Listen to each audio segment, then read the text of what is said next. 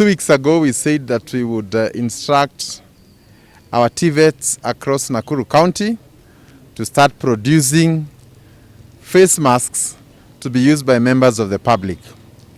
And in that plan, we say that in every constituency or sub-county, we would nominate one TVET to start production. So we started that, and today we are happy that the first 55,000 face masks are available, which we shall be forwarding to each ward across the entire county. And these are reusable or washable for that matter.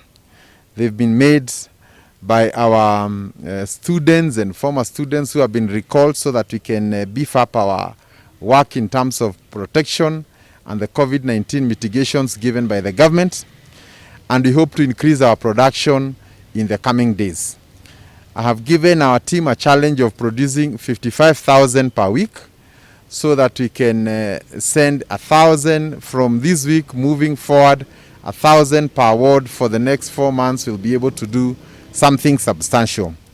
As we all know, the current situation with COVID